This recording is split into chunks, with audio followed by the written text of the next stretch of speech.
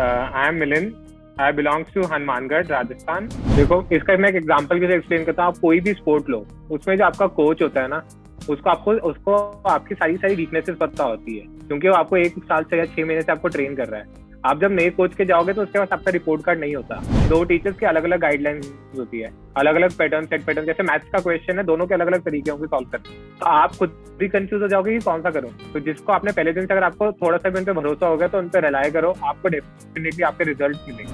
मतलब you have to be patient if you want to clear SSC, क्योंकि मतलब इसमें कोर्ट केसेस होते हैं, कुछ भी होता है. मतलब आपको पेशेंट रहना ही पड़ेगा. आपका एग्जाम डेफिनेटली होगा, आप सिलेक्ट हो गए, you definitely get a joining also. जैसे इसने बताया कि फिटनेस इसकी हॉबी है, इसकी ट्रैवलिंग हॉबी है, तो ये उसको परस्यू करता है. And really it inspires me and many other people कि ये अपना काम भी कर लेता है, अपने ड्रीम्स भी परस्यू कर रहा है, अपने पेरेंट्स को भी प्राउड फील करवा रहा है, और मुझे भी, ठीक है, जितने भी इसके अराउंड है उन सबको भी. एंड साथ साथ में अपने हर एक हॉबी को भी परस्यू कर रहा है, which is great. So hello everyone, my name is Niharika Jayani and welcome to this wave rider episode 2. So here I am with a new guest, Milind Dubey. So let me introduce you with this great funny man. So first of all, he is a selected candidate in SSC CGL 2018 और इनकी जो post है, he is an assistant section officer, Ministry of Defense में AFHQ. पर इसके इतनी भारी भरकम पोस्ट के साथ साथ he is a great traveler. He do adventurous sports बहुत सारे, you can see the pictures around, ठीक है. And he's a fitness freak and marathon runner और भी बहुत कुछ. इसके साथ साथ he is also my younger brother and my student, ठीक है. तो I request him to treat me as a teacher in this video. Yeah, welcome Milind Dubey. How are you? I'm fine. How are you? I'm too good. After watching you और भी अच्छा लग रहा है after a very long time. So I would corona like के अंदर काफी time हो गया. Yeah, sure. So I would like you to introduce yourself, Milind, first of all. I am Milind. I belongs to Hanumangarh, Rajasthan. Okay. So what about your schooling life and college life? Hindi medium रहा, English medium रहा, सब कुछ like Hanumangarh से ही किया है? हाँ, from class nursery. I studied in an English medium school in Hanumangarh only. 10th तक हनुमानगढ़ में था. Then 11th, 12th in Kota. Studied in the Vibrant Public. School name of Hanumangarh? My school name is National Public School, Hanumangarh. Okay. Then Kota. Then went to Kota Vibrant Academy. Prepared for the IIT JEE but didn't crack. Okay. Then there I went to Manipur. There is a great example that जरूरी नहीं है कि सारे IIT crack करने वाले ही बहुत अच्छी post पे जाते हैं. सारे इंजीनियर्स जो है, जो IIT डिफरेंट IITs के अंदर है, वही जाता है. नॉर्मल इंजीनियर्स भी पहुंच जाते हैं विदाउट IITians जो है. जी. After that, then I pursued my engineering in the stream automobile from Manipal Institute of Technology, Karnataka. So how was your college life? ऐसे जैसे जितना मैं तुमको जानती हूँ, you are a great adventurous kind of person. पढ़ाई वढ़ाई भी करता है, but I don't know कब कर लेता है, क्योंकि इतना कुछ करता है. Because I know him personally, so I know that he dedicates, I think, equal time to study and all the other hobbies जो भी इसकी है. So I will ask you that how you manage these things. But before that, I would like to ask you that why you chose government examinations, especially SSC, after doing engineering? So when I was a kid, everyone asked me, what do you want to become? What is the aim in your life? I always wanted to become an IAS officer, that is a collector, district collector. So that's my inclination towards the government examination. So when I finished my engineering, then I started preparing for UPSC from Delhi. Okay. But first 2 years I didn't crack the prelims only. Okay. Then I shifted to my second favorite post, that is the SSC. Okay. And in 2018 I started preparing for the SSC. Then the exam got delayed, and I got time to prepare it for well. That's so how. For how many years you prepared for UPSC? 2 years. And SSC? SSC 1 year, 2018-19. Okay, so that means if I'll combine the preparation time, it's like 3 years. 2 years for UPSC. Basically 3 years. So means why you choose SSC? Just because you are not able to clear the prelims, you thought it as a backup plan, or what? Why SSC? Why you moved yourself from UPSC to SSC? The thing is, when you didn't crack 2 prelims, then you started losing your patience because you don't have any other job. Yeah. तो तब मैंने देखा कि एक SSC is a good option because after 2 promotions you get promoted to the UPSC cadre only. Yeah. तो मैं अपना यहाँ से ड्रीम पूरा कर सकता हूँ UPSC के अंदर जॉब करने का. So that's a great thing, guys. From this, I would like to add to all the aspirants watching right now. कि see, if you fail in some kind of exam, you should never give up. आपको बल्कि try करना चाहिए कि some other way और आप अपने dream को कैसे pursue कर सकते हैं. रास्ते गलत हो सकते हैं, destination पे पहुंचना impossible नहीं होता. Which is a great example set by you, Milan. Great. So any challenges you faced, and tell me about your inspiration as well. Who inspired you the most? So the main challenge that I faced was कि 2018-2019 SSC exam काफी delay होता गया. Yeah, that's a great challenge for तो everyone. हम लोगों के लिए mentally challenging काफी ज्यादा हो गया था कि मतलब कि एग्जाम का हमें डेट ही नहीं पता कि 3 महीने बाद भी हो सकता है, 6 months बाद भी हो सकता है. But on the other hand मतलब इस चैलेंज को हमने अपनी अपॉर्चुनिटी में टर्न कर दिया कि हम लोग को और प्रिपरेशन के लिए टाइम मिलता गया. So that's great. And You turned it in positive. So who inspired you to continue the preparation and everything? My main inspiration was my grandfather. Okay. He is the last year he is no more. Okay. The thing is he is a government servant. He is retired as a superintendent engineer from the irrigation department. So he wanted someone in the family to follow his footsteps. Okay, So I got that's my inspiration from him. so I want to ask you that this is a little personal, but really I wanted to ask you whether while you got the result, right, during the time, उस time he was there, right? He got the news that you got selected on this post, everything. नहीं. Okay. He died in September. I got my result in April this year. Yeah, this is a great, I think, a bad thing in SSC कि like people wait for a lot of time. ये patience crack करना तो like सबके बस का नहीं होता, but you did it great. And चलो कोई बात नहीं, but really proud of you, Milan, कि you at least fulfilled his dream and your parents' dream. Even I'm proud of you as a sister as well and as a teacher as well. So let's talk about the preparation then. When and how you started your preparation, and do let me know the subject-wise strategy as well. Okay. So in May 2018, I started my preparation for the SSC CGS. The first thing I joined the KD campus. Okay. So first 3-4 months I went there, grasped some things. Then you told me about the Unacademy platform. Yeah.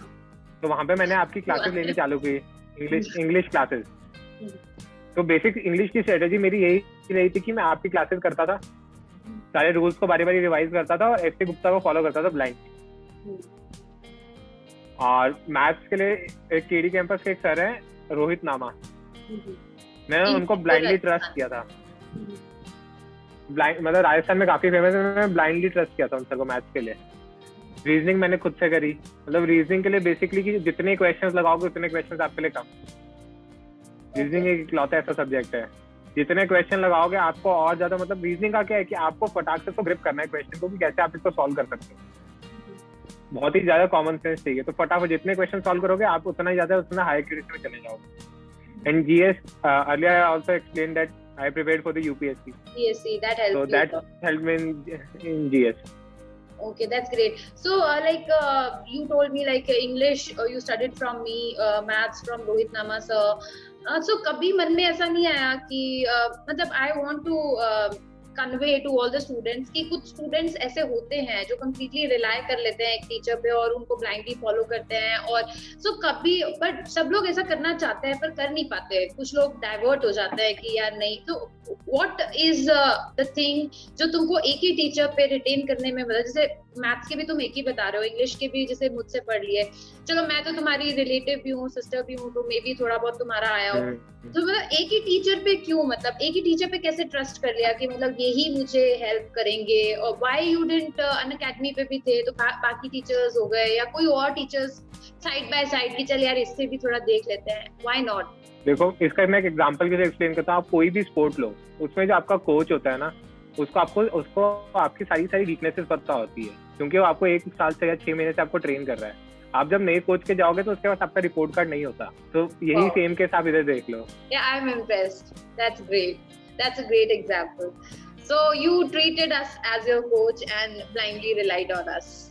That's great. So what is the thing? दो teachers की अलग अलग guidelines होती है, अलग अलग pattern, set pattern. जैसे maths का क्वेश्चन है, दोनों के अलग अलग तरीके होंगे सॉल्व करने। तो आप खुद भी कंफ्यूज हो जाओगे कि कौन सा करूं। तो जिसको आपने पहले दिन से, अगर आपको थोड़ा सा भी उन पे भरोसा हो गया तो उन पे रिलाय करो, आपको डेफिनेटली आपके रिजल्ट मिलेंगे। That's great. मतलब ये गारंटेड है। So like with this मैं भी यही बोलना चाहूंगी, चाहे वो टीचर मैं हूँ या कोई भी है, आप किसी भी टीचर से पढ़ते हैं, आप कोई भी टीचर से जब पढ़ते हैं उसको ब्लाइंडली फेथ जरूर करें। आप जब तक उसको फेथ नहीं शो करोगे तब तक आप उसकी चीजों को 100% ग्रैप भी नहीं कर पाओगे कि वो क्या पढ़ा रहा है, क्या कह रहा है, क्या कहना चाह रहा है, आप उसको भी नहीं समझ पाओगे। So definitely that's a very good example set by you, Milind, again, जो आपने कोच का एग्जाम्पल दिया। So how you cope with the patients, Milind, while preparing for SSC? जैसे तुमने खुद ने बोला कि 2018 में you started preparing, 19, 20, 21 आ गया, अभी पोस्ट मिली है, अभी भी ज्वाइनिंग नहीं आई है। So how you cope with this thing? देखो, जब भी आप पढ़ते हो ना, तो आप जैसे हमारा जैसे एग्जाम डिले होता है, बारी बारी पेशेंस लूज करते हैं। तो पेशेंस को कोप करने का एक तो बेस्ट थिंग है स्टडीज के थ्रू कि आप बारी बारी टेस्ट सीरीज सॉल्व करते रहो। तो जिससे आपके ना मतलब उम्मीदें बनी रहेगी कि you can clear, you can get through this exam. And other thing is कि यू कैन डू सम, मतलब कि आपको जिसमें भी चीज में इंटरेस्ट है वो कर सकते हो। जैसे आई एम इनटू फिटनेस, मतलब मॉर्निंग में I usually run 3 to 4 kilometers every day. Now I am also doing a challenge that is 365 days 365 runs। तो मतलब कि मेरे को रनिंग ने बहुत ज्यादा हेल्प किया है। मतलब मैं थोड़ा सा भी जैसे मेरा मूड नहीं है आज पढ़ने का, मैं रनिंग करने चला जाता था, बिल्कुल फ्रेश होके आता था मॉर्निंग में, और आपकी एफिशिएंसी बहुत बढ़ती है। आप अपनी हॉबी को थोड़ा सा परस्यू करके देखो, उसके बाद वापस पढ़ाई में आओगे, आपकी एफिशिएंसी डबल हो जाती है। बेसिकली जितना टाइम आप उसमें डिवोट करते ज्यादा में आप पढ़ लो। That's great. With this, I want to ask you one more question, Milind. इससे मुझे याद आया, guys, मैंने इसको पर्सनली पढ़ाया है, ठीक है, और मैं इसको इसलिए बोल रही हूँ क्योंकि is my younger brother, right? So the point is कि मैंने इसका स्केड्यूल देखा है। सो व्हाइल प्रिपेयरिंग ना, he was, पता है कुछ लोगों को लगता है कि हम लोग 2 घंटे कहीं चले गए ना तो उनको लगता है oh my God we wasted so much time, हमने 2 घंटे पढ़ाई नहीं की आज, और मतलब लूज हो गया मूड, और मतलब, और कुछ लोगों को लगता है सिर्फ वीकेंड्स पे पढ़ो, वीकेंड्स पे खेलने जाओ या मूवी देखो, हम पूरा हफ्ता। इसका स्केड्यूल अगर मैं बताऊँ ना, it was amazing, even I was inspired, और ये मुझे भी इंस्पायर करता है, आज भी करता है कि ना take out some time for you, ठीक है, कुछ फिटनेस के लिए वॉक करो। और ये जो 365 चैलेंज का बोल रहा है, अभी इसने इंस्पायर किया हुआ है, पिछले 15 दिन से मैं भी 2 किलोमीटर चल रही हूँ। But I want to ask you, Milind, कि please share your schedule, daily schedule जो तुम्हारा था while preparing for SSC, ठीक है, क्या schedule था, ताकि बाकी लोगों को ये पता चले, तुम्हारी पोस्ट भी टॉप पोस्ट है, ताकि पता चले कि टॉप पोस्ट गेन करने वाले भी ऐसा schedule फॉलो करते हैं। It's not bad to take out time for you. Please share your schedule, daily schedule. एक काफी अच्छी saying है कि early to bed, early to rise makes a man healthy, wealthy and rise. So I have followed this blindly. I usually sleeps at between 10 and 11, wakes up at 4:35, then I go for running, then some stretching. By 6:30 मैं अपना पढ़ने बैठ जाता था, 2-3 घंटे पढ़ा, then breakfast किया, then classes attend कर ली जो भी थी, फिर मैंने थोड़ा बहुत दिन में सो लिया वापस, फिर पढ़ा। इवनिंग में मैं क्रॉसफिट भी करता था, फिर मैं पढ़ा। बस बेसिकली मेरा यही रूटीन रहता था कि मैं, देखो आप कभी भी, जैसे 1 घंटे का टाइम है ना, आप ब्रेक्स लेने बहुत नेसेसरी होते हैं। 40-45 मिनट में आपकी एफिशिएंसी लगातार डाउन होनी चालू हो जाती है। तो you can take water breaks 10 minute, 5 minute. बीच में न्यूज़पेपर्स रेगुलर पढ़ो, एनी इंग्लिश न्यूज़पेपर आपकी काफी हेल्प करेगा इंग्लिश के अंदर, और जीएस के लिए भी ऑटोमेटिकली हेल्प करेगा। तो मैं तो यही फॉलो करता हूँ कि 40-45 मिनट की लगातार सेटिंग्स रखो। आपको लगता है कि बीच में प्यास लग रही है, पानी की बॉटल हमेशा पास में रखो। उतनी देर ऐसा आपका कंसंट्रेशन होना चाहिए कि आपके बगल से कोई आदमी भी निकल जाए तो आपको महसूस नहीं होना चाहिए। मेरा हमेशा से ऐसा रहा है। So I know, मतलब मॉर्निंग में वॉक करने जाना, देन फिर मतलब रनिंग करना, फिर थोड़ा देर पढ़ना, फिर ब्रेकफास्ट करना, फिर थोड़ा देर पढ़ना, क्लासेस करना, फिर लाइक तुम्हारा वो जो एक तुम क्या करते थे, जुम्बा क्लासेस भी आई रिमेम्बर। जुम्बा, क्रॉसफिट भी करता था मैं सब कुछ करता था, साइकिलिंग करता था, नारगढ़ तक साइकिलिंग किया। या ही वाज इन जयपुर, तो मैं इससे मिलती रहती थी during his preparation time. So I know कि दी आप इस संडे को फ्री हो क्या, इस संडे को सुबह 4 बजे ना वो कौन सा पत्रिका गेट पे आ जाओगे क्या, वहां पे मैंने कहा मैं नहीं आती। साइकिलिंग इवेंट है। और ये अपनी साइकिल डाली और पहुंच गया पत्रिका गेट पे 4 बजे रनिंग करने, वो मैराथन में पार्टिसिपेट करके आ रहा है। और फिर ही इज सो फिट कि वापस से 6 बजे पढ़ने बैठ गया, फिर मेरी क्लास कर रहा है। और मतलब जब तक मैं क्लास उठती थी और क्लास लेना स्टार्ट करती थी तब तक तो ये अपना सारा काम खत्म कर चुका होता है। So really, his schedule is beautiful. और अगर आप जल्दी उठोगे तो आपको दिन में बहुत टाइम मिलेगा बाकी सारे काम करने के लिए। जो अपने सोचते हैं ना कि अपना टाइम इधर उधर जा रहा है, वेस्ट हो रहा है, आप सुबह उठो, आपको बहुत चीजें करने का टाइम मिलेगा। ऐसा नहीं है कि एक ये चीज और बताओ, आजकल जो बाकी स्टूडेंट्स है वो जल्दी नहीं उठ पाता है, राइट? कि भाई सोचते हैं कि जल्दी उठेंगे पर नहीं उठ पाते, तो वो इंस्पिरेशन कहाँ से आता है तुम्हारा कि मुझे उठना ही है? टाइम पे सोते हो? मेरे को भी जल्दी उठना अभी भी मतलब देखो बहुत मुश्किल रहता है, बट जैसे आपकी जो भी हॉबी है ना उसको आप अपनी दिन की फर्स्ट एक्टिविटी बना लो जो आपके लिए सबसे फेवरेट है। जैसे अभी मैं क्या कर रहा हूँ कि अभी लॉकडाउन भी है, कुछ मेरे पास करने को भी नहीं, फिर भी मैं सुबह उठता हूँ, 5 बजे उठ के रनिंग करता हूँ, देन मैं लॉन टेनिस खेलने चला जाता हूँ। तो मेरी हॉबी है खेलना और ये सब करना, तो आप ऑटोमेटिकली उठोगे लालच के अंदर। एक्चुअली अब देखो पढ़ाई कोई भी सुबह उठ के नहीं करेगा, वो मतलब उसको हल्का हल्का जैसे ऐसे लगा कि वापस अभी स्लीपी सा फील करके वापस हो जाएगा। और आप कुछ एक्टिविटी करके आओगे तो नींद आपकी नजदीक भी नहीं रहेगी। आप हाफ एन आवर 45 मिनट की एक्टिविटी करो, आप ऑटोमेटिकली आप अपनी किताबों में आके घुस जाओगे। और सुबह सुबह एफिशिएंसी बहुत होती है। Yeah, that's true. मतलब अपनी जो फर्स्ट हॉबी है वो फर्स्ट एक्टिविटी, मतलब जो भी आपकी हॉबी है उसको फर्स्ट एक्टिविटी बना लो मॉर्निंग में, सो आप ऑटोमेटिकली जल्दी उठोगे एंड देन स्टडी कर लो। बेसिकली नींद उड़ ही जाएगी तब तक और एक्टिव भी रहोगे। That's great strategy again. इसीलिए these videos help aspirants a lot कि कैसे मैनेज, ये जो बोलते हैं ना टॉपर्स होते हैं, ये जो इतनी पोस्ट गेन करते हैं, करते क्या है। तो अब बता रही हूँ मैं आप लोगों को जो आप पूछते हो कि करते क्या है। So the next I would like if you want to add something, anything, any tips for the aspirants, कुछ बोलना चाहोगे जिन्होंने जैसे नया स्टार्ट किया है, कुछ भी हेल्प के लिए? मैं ये कहना चाहता हूँ कि देखो पेशेंस इज द की। मतलब you have to be patient if you want to clear SSC, क्योंकि मतलब इसमें कोर्ट केसेस होते हैं, कुछ भी होता है, मतलब आपको पेशेंट रहना ही पड़ेगा। आपका एग्जाम डेफिनेटली होगा, आप सिलेक्ट हो गए, you definitely get a joining also. And test series is my second की कि मतलब मैं एवरी वीक 3 to 4 टेस्ट करता था। टेस्ट सीरीज मतलब क्या होता है कि टेस्ट अकेले करना सब कुछ नहीं होता है, आपको उसका एनालिसिस करना भी उससे ज्यादा डबल इंपॉर्टेंट है। मतलब हर दिन 2 घंटे आपको लगेंगे टेस्ट सॉल्व करना, देन उसका एनालिसिस करना। तो उससे आपको पता चलता है आपकी वीकनेसेस, जो आपको कोई और बताएगा थोड़ा बहुत मुश्किल रहता है टीचर्स के लिए बताना। ये चीज आपको खुद से असेसमेंट करना ही पड़ेगा। एंड कभी भी सिंगल टेस्ट सीरीज करने से कुछ फर्क नहीं पड़ता, क्योंकि सिंगल टेस्ट सीरीज एक सेम पैटर्न पे बारी बारी रन करती है। तो आपको पता चल जाएगा कि इसका क्वेश्चन जैसे रीजनिंग का इस पैटर्न पे चल रहा है, इंग्लिश के तो वही पैटर्न। तो at least 2 to 3 test series you have to join. And alternatively please add the names जो भी तुमने प्लेटफॉर्म्स यूज किए। जैसे मैंने किया था textbook, grade up and Adda 24/7 की, एंड अनअकैडमी के जो थोड़े बहुत टेस्ट दिए थे जो भी इंग्लिश रिलेटेड थे। पर मैंने मोस्टली फोकस किया था टेक्स्ट बुक और ग्रेड अप। ग्रेड अप की टेस्ट सीरीज काफी ज्यादा एडवांस टेस्ट सीरीज है, उतना मुश्किल पेपर नहीं आता है।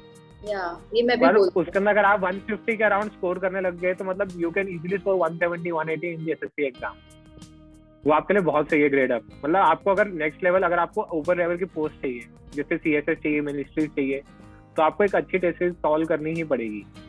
मतलब आप कितना भी पढ़ लो टेस्ट सीरीज नहीं लगाओगे, क्योंकि इसमें क्या है कि आता सबको है, बट वो 60 मिनट्स में 100 क्वेश्चन जो सॉल्व करने के लिए जो स्पीड चाहिए और जो आपको उस प्रेजेंस ऑफ माइंड चाहिए ना, वो आपको टेस्ट सीरीज से ही मिलेगा। नंबर कम आएंगे पहले टेस्ट में, कोई दिक्कत नहीं। स्टार्टिंग से लगानी चालू करो, तो आपको नहीं भी आते क्वेश्चन स्किप करो, उन क्वेश्चन को एक जॉट डाउन करते रहो अलग नोटबुक के अंदर, तो आपको पता चलेगा आप गलतियां कहाँ कर रहे हो। आपका उस चक्कर में जीएस भी उस साल का पूरा अच्छे से इंप्रूव हो जाएगा, क्योंकि जीएस को रेगुलरली अपडेट करते हैं।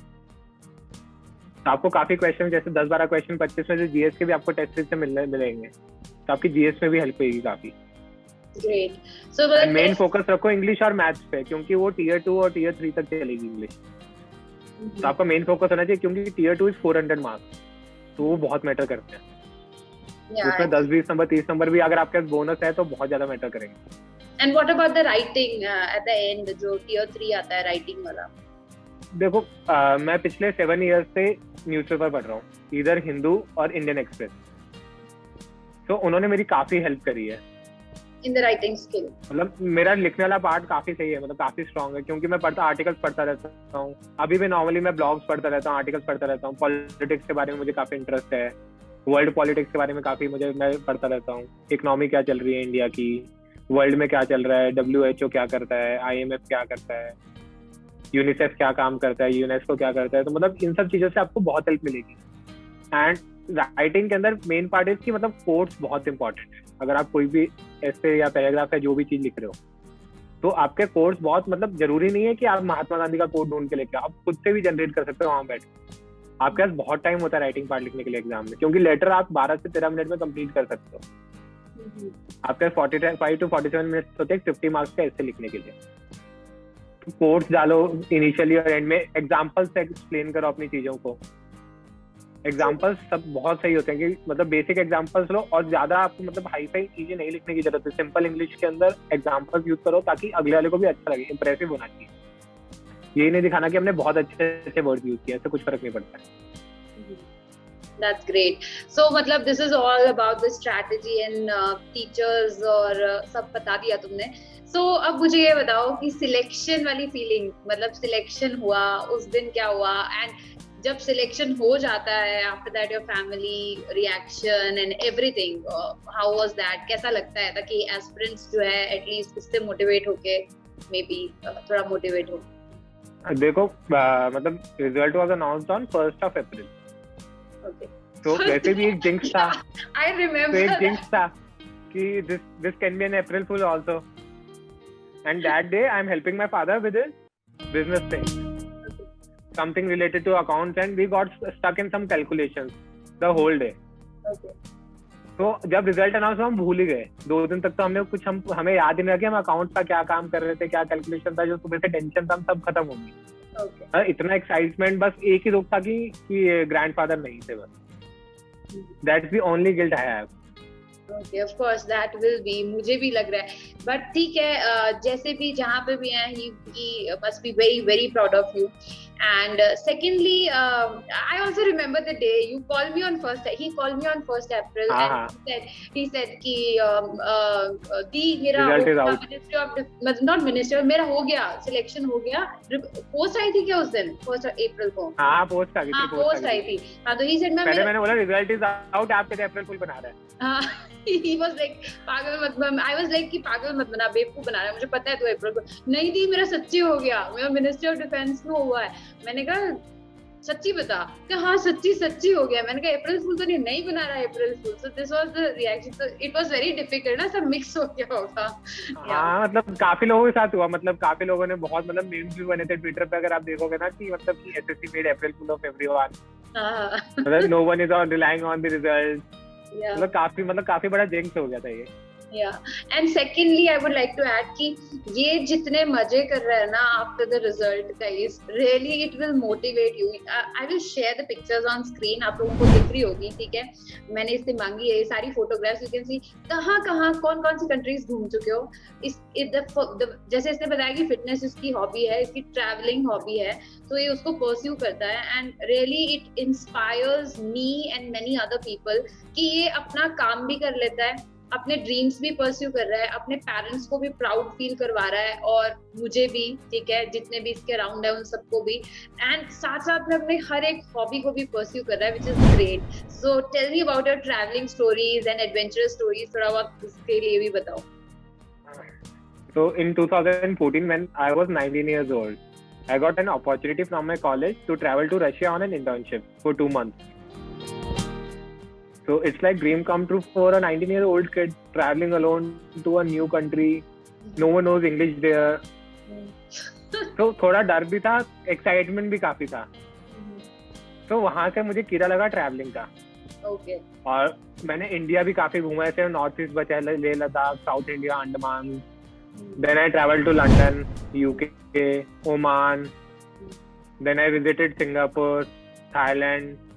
And recently in March this year, I visited Dubai also, and planning to visit many more countries this year or next year. and your adventurous sports जो तुम करते रहते हो. अभी recent तो इसकी वीडियो मैंने देखी थी. What was that? I don't know the names. I dived out of a plane from 13,000 feet.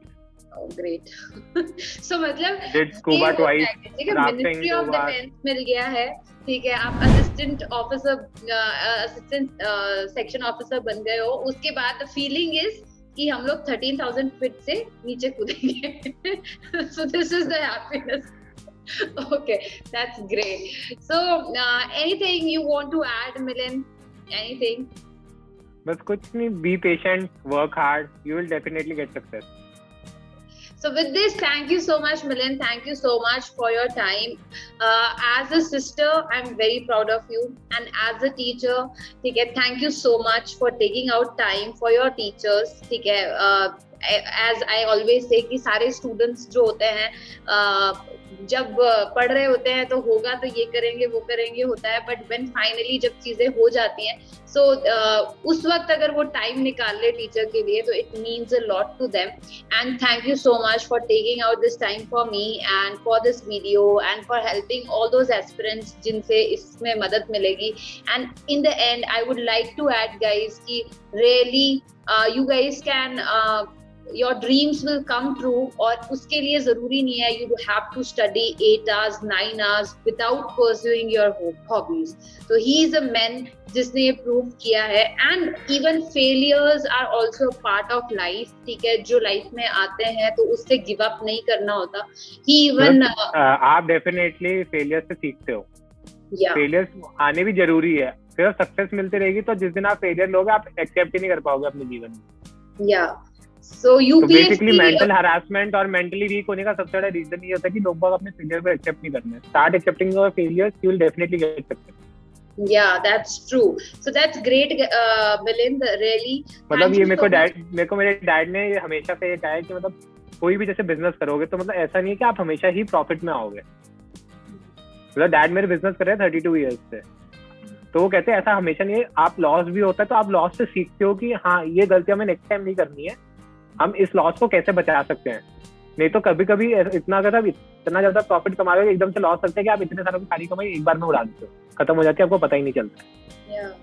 तो मतलब पेरेंट्स मेरे को काफी इंस्पायर करते हैं, मॉम डैड दोनों. मतलब कि मोटिवेट करना, चीजों के बारे में बताना और मतलब हर जगह सपोर्ट करना. मैंने उनको बोला कि मुझे जैसे ही कुछ चाहिए या कहीं यहाँ जाना है यहाँ वहाँ जाना है, मतलब हमेशा सपोर्ट करते हैं. मतलब कि if this is that is good for me, I'll always मतलब कि हमेशा सपोर्ट करेंगे. But the point is you are also giving them back. जो वो तुमसे एक्सपेक्ट कर रहे हैं वो तुम पूरा कर रहे हो. And criticism is always everywhere. तो उससे कोई फर्क भी नहीं पड़ना चाहिए, ना पड़ता है किसी को. और जो सक्सेस होते हैं, जो सक्सीड करते हैं लाइफ में, उनके अराउंड एप्रिशिएशन और क्रिटिसिज्म दोनों रहता है, तो उससे कोई फर्क नहीं पड़ता है. But the point is they are doing for you and you are doing for them. This is important. और तुम प्रूव कर रहे हो और सक्सीड कर रहे हो, उसके अलावा किसी को कुछ भी एक्सप्लेन करने की भी जरूरत नहीं होती है. नॉट इवन कि हाँ भाई कोई the proud feeling they are having is I think the ultimate goal of every child, right? जो भी इस तरीके की सक्सेस. तो I would like to add in the end that all the aspirants preparing for SSC, please take this inspiration from Milind that do work hard on your dreams, plus pursue your hobbies simultaneously. Don't give a break to them. Always stay motivated and be patient, as he said, or never ever give up and learn from your failures. So I think this is the concluding part of our meeting, right? Yes. Okay, so thank you so much. Take care, guys. Please do subscribe the channel if you like it, and please do like the video and share with all the aspirants of SSC. Thank you, Milind. Congratulations, many congratulations. Thank you, Didi. Thank you. Thank you.